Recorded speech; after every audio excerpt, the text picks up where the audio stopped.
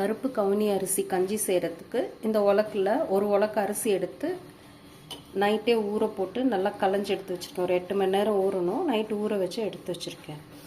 ஊற வச்ச அந்த அரிசியை நம்ம ஒரு மிக்சி ஜாரில் போட்டு குருணை பதத்துக்கு பொடிச்சுக்குவோம்.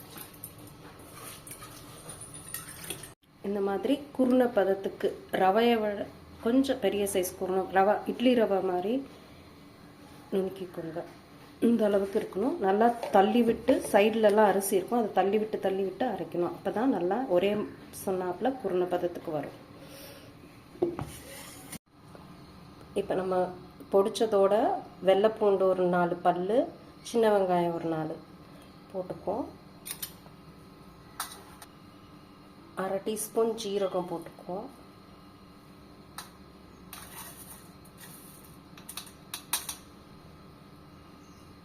வெந்தயம் 1/4 டீஸ்பூனுக்கும் கம்மியாக, நம்ம சூடு ஆகாமல் இருக்கிறதுக்கு குளிர்ச்சிக்காக இது கொஞ்சம் போட்டுக்குவோம்.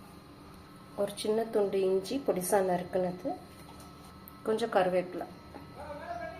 பங்குக்கு 5லேருந்து 6 டம்ளர் 6 பங்கு தண்ணி ஊற்றணும். ஸோ நம்ம 6 டம்ளர் ஊற்றிக்கோம். 1 டீஸ்பூன் அளவு உப்பு போட்டு இதை குக்கரில் மூடி வேக வச்சோம். இதை நல்லா இப்படி கலந்து விட்டுட்டு, அடியில் தங்காமல் கலந்து விட்டு குக்கரை மூடியை போட்டு வேக வச்சோம். குக்கரில் மீடியம் ஃப்ளேமில் வச்சு, இல்லைன்னா பொங்கி ஊற்றும், மீடியம் ஃப்ளேமில் வச்சு வெயிட் போட்டு ஒரு 5லேருந்து 6 விசில் விட்டு நிறுத்திடலாம். விசில் விட்டு நம்ம இறக்கியாச்சு. இப்போ நம்ம தான் பார்ப்போம். இதை நல்லா கலக்கி விட்டுக்குவோம். அதில் லேசாக கட்டி இருக்கும், லேசாக சின்ன சின்ன கட்டி, அதெல்லாம் இப்படி கரண்டியிலே உடச்சி விட்டுக்குவோம். சின்ன வெங்காயம் கட் பண்ணதை அதில் போட்டுக்குவோம், பொடிசாக நறுக்குனது.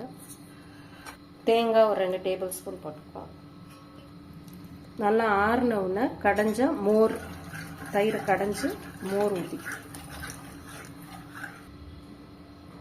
கொத்தமல்லி தழை கொஞ்சம் போட்டுக்குவோம். இது கூட தொட்டுக்க சுண்டை வத்தல், ஊறுகாய் இல்லை காய் கூட தொட்டு சாப்பிட்லாம், நல்லாயிருக்கும். நான் வச்சது ஒரு 3 பேர் நார்மல், நம்ம டம்ளரில் 3 பேர் 4 டம்ளர் வரும்.